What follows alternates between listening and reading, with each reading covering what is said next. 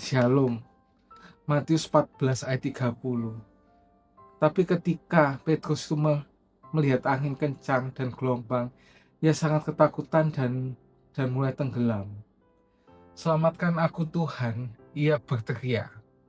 Nah, ketika kita sedang mengalami badai, Tuhan tidak jauh atau tidak terlibat.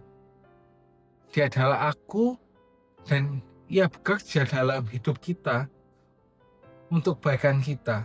Tetapi ia juga memiliki beberapa hal yang dia ingin untuk kita lakukan. Nah, berikut ini ada 5 hal yang ingin Tuhan lakukan jika kita merasa tenggelam di dalam badai.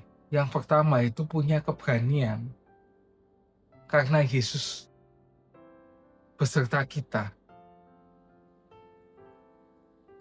Jangan pernah berdebat dengan rasa takut. Katakan kemana harus pergi, katakan pergilah,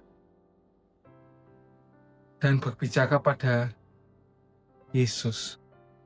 Yang kedua, ambillah resiko dalam iman. Jangan minta Tuhan untuk memberkati apa yang kita lakukan. Melakukan apa yang Tuhan inginkan adalah berkat.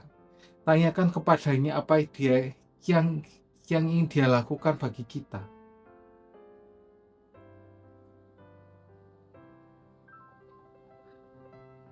Yang kita ingin lakukan bagi dia,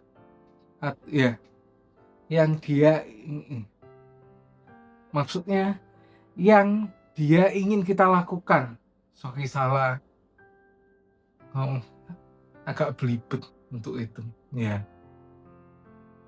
Dan kemudian bersedialah untuk keluar dari perahu sekarang juga. Yang ketiga yaitu tetap fokus dalam iman. Saat kita melepaskan pandangan kita dari Tuhan, kita akan turun ke bawah. Nah, ketika fokus kita pada angin dan gelombang, kadang kita akan tenggelam seperti Petrus. Jika kita melihat dunia, kita akan tertekan. Jika kita melihat ke dalam, kita akan depresi. Jika kita melihat Kristus, kita akan tenang. Yang keempat, jangan ragu. Kita tidak membutuhkan iman yang besar untuk melewati badai hidup.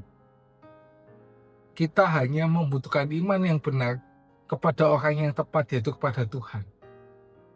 Yang terakhir, yang kelima, adalah memuji Tuhan. Bahkan dalam badai, bahkan ketika kita merasa sepertinya kita tenggelam, bahkan ketika kita takut terhadap kematian, pujilah Dia sepanjang waktu. Bersyukurlah kepada Dia di tengah-tengah badai. Nah, apakah badai itu menakutkan saat ini? Apa badai yang menenggelamkan kita saat ini?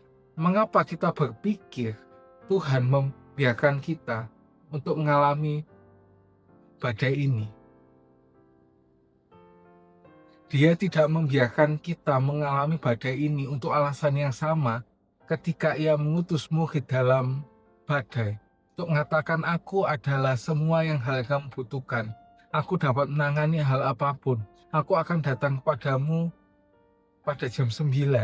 Aku akan datang berjalan di atas sesuatu yang paling kamu takutkan. Aku tidak meminta kamu untuk datang kepadaku. Aku akan datang kepadamu. Kamu harus berhenti untuk takut dan kamu harus sepenuhnya percaya kepadaku dalam iman. Maka itu kita kalau ada badai, kita harus melihat Tuhan. Gak boleh kita melihat pada badainya. See you and God bless you.